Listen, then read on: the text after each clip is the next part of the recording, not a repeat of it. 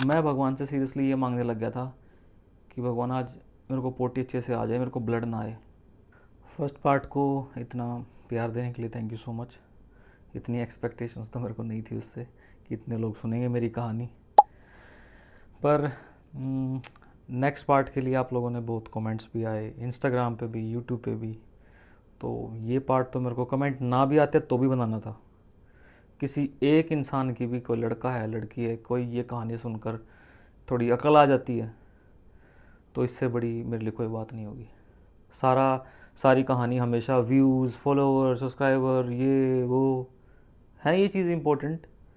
But उससे पहले किसी की लाइफ, किसी की हेल्थ, किसी की मेंटेलिटी, सारा सारा सोशल स्टेटस, सब कुछ, ये सारी चीज़ें भी ज़रूरी हैं। ये भी ज़रूरी है, करियर एज वेल, खासकर आज की जनरेशन के हिसाब से। हाँ भाई, सेकंड पार्ट में, फर्स्ट पार्ट में थोड़ी सी रिकैप दे देता हूँ। लड़के पे और उसके घर वालों पे हो जाता है केस, मारपीट, दहेज, जो आजकल सोसाइटी में चल रहा है, आप लोगों को पता ही है। ठीक है, लड़के ने डिमांड करी म्यूचुअल डिवोर्स की, बट इन रिटर्न उसको मिल जाते हैं ये केसेस। लड़का होता है बाहर कनाडा में, लड़के के पेरेंट्स होते हैं इंडिया में। लड़की होती है अपनी मायके में, जॉब कर रही होती है अच्छी कंपनी में, अच्छी पोस्ट पे। अब खाली हाथ तो आज की डेट में कोई जाना नहीं चाहती। दहेज नहीं लिया, आप काम कर रहे हो, एलुमनी किस चीज़ की, किसी चीज़ की नहीं बनती। पर लग रहे हैं लोग, लगे हुए हैं, खाली हाथ थोड़ी जाना है, कुछ ना कुछ तो लेके जाएंगे। खर्चा भले लड़के वालों का भी होता है रिसेप्शन पे, लड़की वालों का भी होता है, दोनों का होता है। दहेज नहीं लिया तो एलुमनी किस चीज़ की, ऊपर से आप वर्किंग भी हो, ये कोई पूछता क्यों नहीं?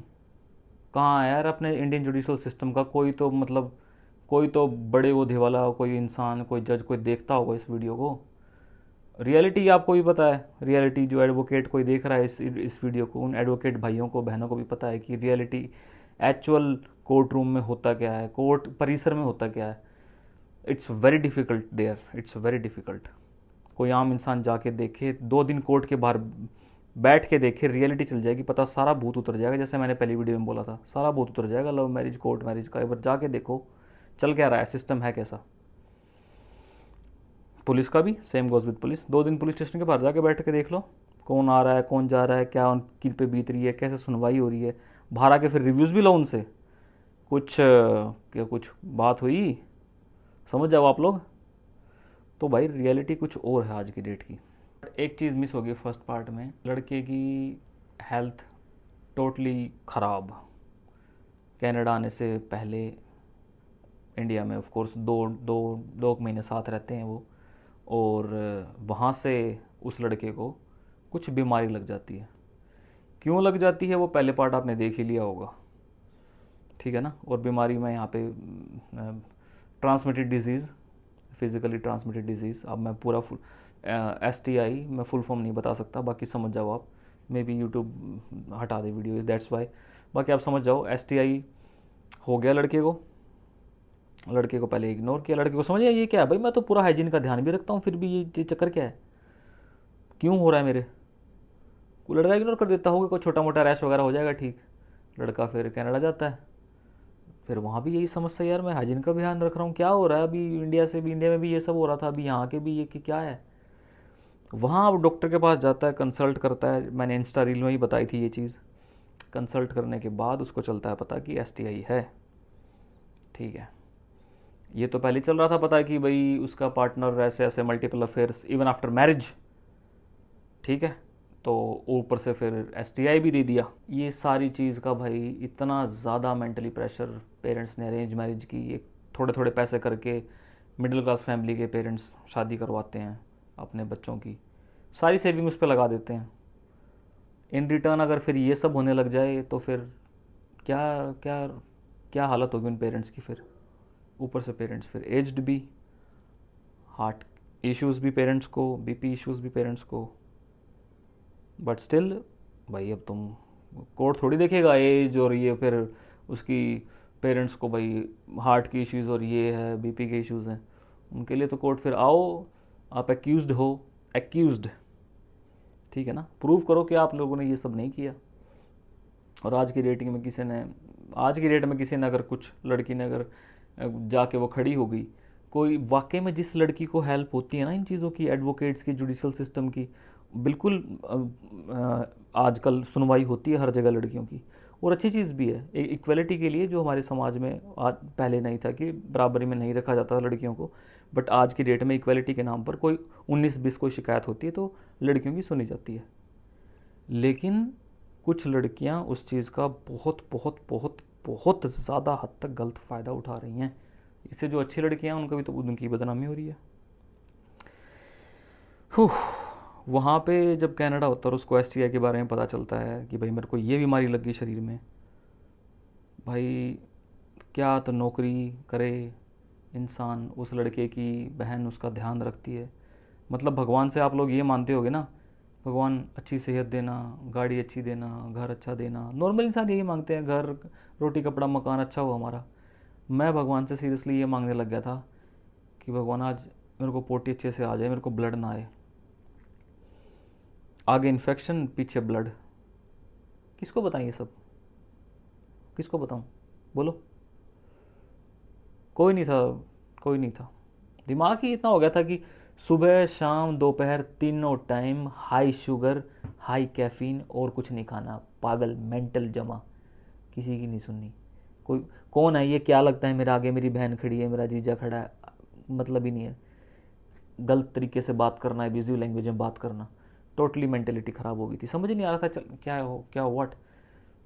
जिसको नहीं पता, डिप्रेशन डिप्रेशन भाई बहुत बहुत गंदी बीमारी है भाई ये, जितना हो सके इससे दूर रहो। ऊपर से अपनी सोसाइटी में इन चीज़ों के बारे में डिस्कशन भी नहीं होता, तो हम लोगों को पता भी नहीं कि हमारे साथ चल क्या रहा है, क्या हो रहा है बॉडी में, ये चेंजेस क्या है, what we don't know how to react, home to approach. कौन करे इन सब की चीज़ों के बारे में बात। स्कूलों में तो मार्क्स के पीछे लगे रहते हैं, ये एक्चुअल एजुकेशन ये है, क्या करें इस सिचुएशन में, किसके जाके किसके टक्कर मारें। फिर भाई अब लड़के के ऊपर केस हो गया, लड़का कनाडा से आए कैसे वापस, क्यों नहीं आ पाए भाई। इतना बड़ा इंसिडेंट हो जाता है, घर में आग लग जाती है। कुछ टाइम बाद फिर लड़का अकेला रहने लग जाता है, क्यों डिस्टर्ब किए अपने जीजा और बहन, लड़का अकेला रहने लग जाता है। छोटा मोटा पार्ट टाइम जॉब देख लेते हैं, कुछ और जॉब देख लेते हैं। कुछ टाइम बाद फिर भाई आग लग जाती है उस लड़के के रूम में। इतनी भयंकर आग कि भाई अगले दिन पहनने के लिए कुछ भी नहीं है। ये सब चल रहा है, हेल्थ इश्यूज़ मेंटल इश्यूज़ चल रहे हैं। जब मुसीबत आती है तो फिर भाई साहब वो इंटू 10 हो जाती है।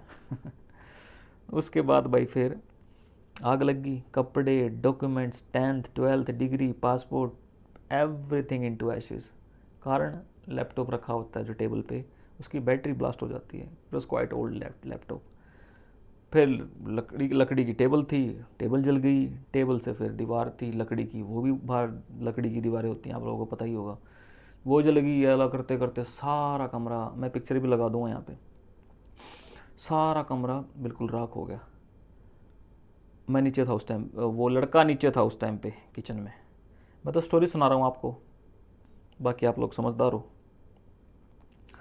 फिर भाई साहब लड़का अब इंडिया आए कैसे, लड़का इन्फॉर्म करता है इन्वेस्टिगेशन ऑफिसर को, इंडिया में मैसेज करता है, फ़ोन पे बात करता है, डीसीपी को ईमेल करता है, सीएम ऑफिस को ईमेल, जो भी इंडियन अथॉरिटीज़ को जिसको ईमेल हो सकता है, जिसको रिटर्न में बताया जा सकता है, उस सबको बताते हैं। उसके पेरेंट्स तो इंडिया में होते हैं, वो भी बताते हैं कि हमारे लड़के के साथ ऐसे ऐसे कहानी होगी, but is ready to cooperate, please give him some time, उसके पास पासपोर्ट नहीं है, हिल कम बैक।